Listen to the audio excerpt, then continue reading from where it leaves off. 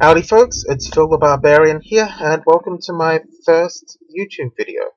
Alright, now, first thing I'd like to do is apologize for the shitty quality of the sound and the camera. I'm using the camera that came with my laptop. It's not fantastic by any stretch of the imagination, but I think you can tell that. Right, moving on. This video is a review of the film Hellraiser Revelation.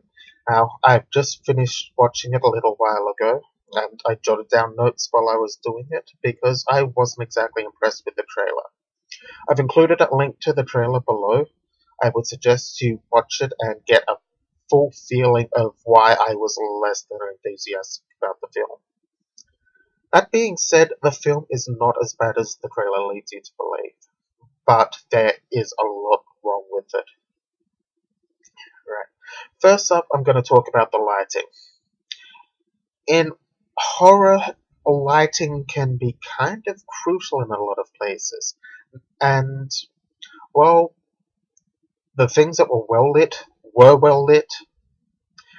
You were also able to see things that would have been a lot better had they not been lit as well as they were.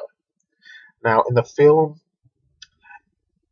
the atmosphere just wasn't quite the same as a lot of the other Hellraiser films because of that lighting issue. Not a huge thing for most films, but yeah, moving on. The costuming was a letdown as far as the Cenobites go. The main Cenobite, Pinhead, that, well, a lot of people will be familiar with and a lot of others can bloody well Google.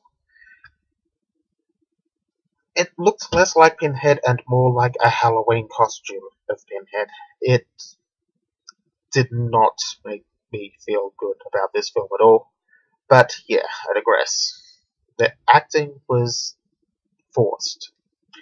A lot of it was not really good at all.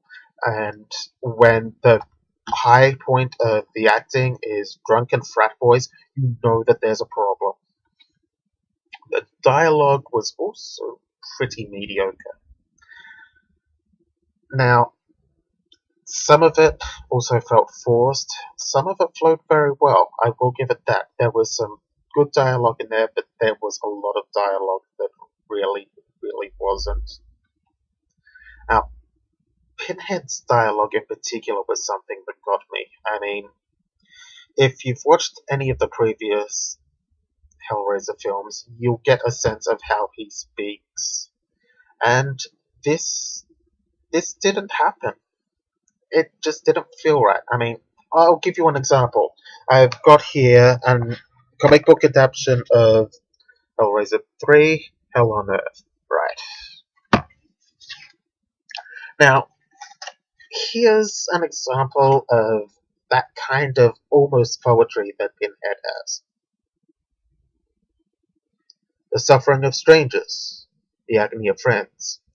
There's a secret song at the heart of the earth, and its sound is like razors through flesh. You didn't get that kind of dialogue in Hellraiser Revelation. Now, part of that is very much the problem with the script. Felt like they'd taken a Hellraiser script and a non-Hellraiser script and kind of mashed them together. Now, the usual way of making Hellraiser films after the fourth one have been pretty much take generic horror movie, write Pinhead into it, throw in a little bit of Hellraiser stuff, and hope for the best. This, while I wasn't a huge fan of the script, at least it was written as a Hellraiser movie. And I think that's probably the one place where I can outright praise the film. It was a Hellraiser movie that fell flat in a lot of places, rather than a non-Hellraiser movie that is pretty mediocre. Now, the special effects were also kind of mediocre. You knew what they were going for, and it just didn't get there. It's like, well, good work, guys, Thanks for trying, but yeah, it it was about here where, well, it should have been at the ceiling somewhere. It, it wasn't painful to watch, which surprised me a little because, well, if you've seen the trailer, you understand. It was one of those films where you can very much take or leave, and this one I would suggest you leave. Right, those are just my thoughts, so, Phil the Barbarian signing out.